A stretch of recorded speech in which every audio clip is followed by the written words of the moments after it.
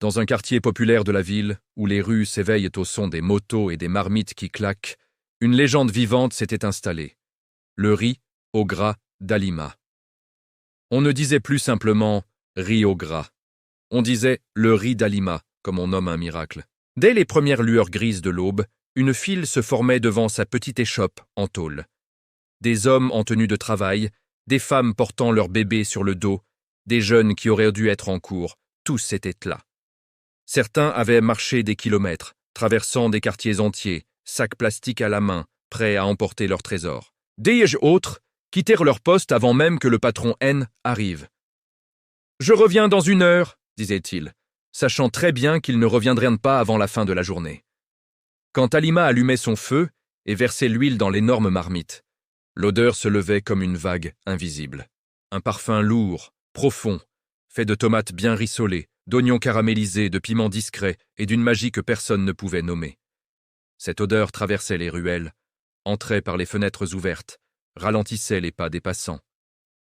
Certains s'arrêtaient net, inspiraient profondément, puis faisaient demi-tour sans un mot, attirés comme par un aimant. Le riz lui-même était un chef-d'œuvre, grain long et brillant, séparés mais intimement liés à la sauce rouge orangée qui les enrobait. Chaque bouchée était un équilibre parfait, gras sans être lourd, épicé sans brûler, savoureux jusqu'à la dernière miette. Une fois qu'on y avait goûté, le reste de la nourriture semblait fade, insignifiant. Les gens mangeaient en silence, les yeux mi-clos, comme en prière. Puis ils commandaient une 2e assiette, puis une 3e. Certains s'installaient dès 8 heures du matin et ne bougèrent plus. Ils buvaient de l'eau, payaient, mangeaient encore. Quand on leur demandait « Tu ne rentres pas au boulot ?», ils répondaient simplement « Laisse-moi finir d'abord ». Mais ils ne finissaient jamais vraiment. À la maison, le drame s'installait doucement.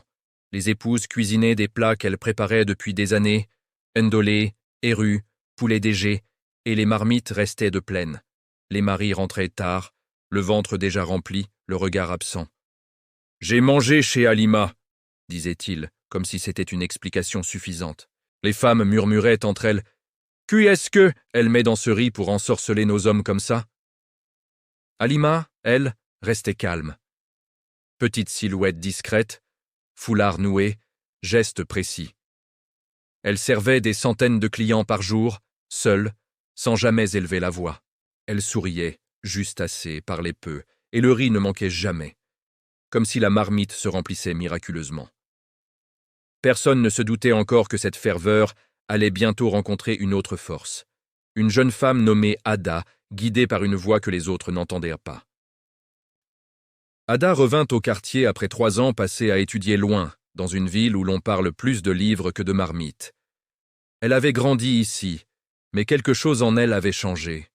Elle portait le silence comme un vêtement. Depuis l'enfance, Ada aimait la solitude priante. Quand la vie devenait lourde, elle ne criait pas, ne courait pas demander conseil à tout le monde. Elle s'asseyait, fermait les yeux et parlait à Dieu. Et presque toujours, une réponse venait. Pas dans le tonnerre, pas dans le vent, mais dans une paix ferme au fond de son cœur. De retour chez sa mère, Ada reprit ses habitudes. Levée avant l'aube, prière dans la petite chambre, demande de guidance pour chaque pas. Sa mère, heureuse de la retrouver, lui dit un matin « Ma fille, viens, on va manger chez Halima. Tout le monde y va maintenant. C'est le meilleur riz qu'on ait jamais goûté. » Ada sourit poliment, mais son esprit se troubla. Elle rentra dans sa chambre, s'agenouilla et murmura « Seigneur, est-ce que je dois aller manger ce riz? Est-ce bon pour moi? Montre-moi. » Le silence dura longtemps. Puis la réponse vint, claire, douce, mais sans appel. « N'y va pas, ne mange pas ce riz. » Ada rouvrit les yeux, le cœur battant. Elle pria encore, insista, redemanda. La même voix revint, plus ferme. « Non. » Quand elle sortit, sa mère l'attendait, impatiente. « Ada, dépêche-toi, la file va être longue. » Ada répondit calmement. « Maman, vas-y sans moi, je ne viendrai pas. »« Mais pourquoi? Tout le monde en parle, c'est délicieux. »« Je ne me sens pas bien pour ça, » dit simplement Ada. Ce jour-là, elle resta à la maison. De la fenêtre, elle observa la foule. Elle vit les visages illuminés, les sourires béats, les gestes mécaniques pour commander encore une assiette. Elle vit des hommes quitter leur famille, des femmes oubliaient leurs marmites, des jeunes rataient leurs cours. Une joie étrange flottait sur eux, mais Ada sentait autre chose. Une lourdeur, une dépendance qui n'avait rien de naturel. Cette nuit-là, Ada ne dormit presque pas.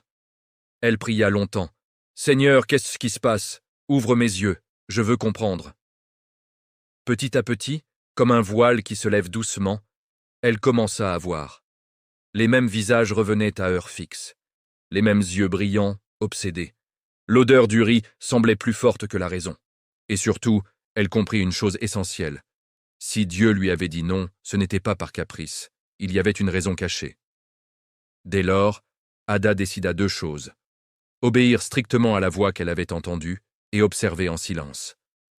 Car ce qui ressemblait à une bénédiction pour la foule pouvait bien être autre chose pour ceux qui savaient écouter au-delà des marmites fumantes. La marmite s'est éteinte, Halima disparut. L'odeur hante encore les rues, mais les âmes restent enchaînées. Des hommes errent, le ventre plein, le cœur vide, suppliant un goût perdu. Ada a vu, chaque grain portait une chaîne invisible, un piège lent, un poison doux qui vole l'âme. Toi qui écoutes, si une voix te dit « fuis », écoute, obéis.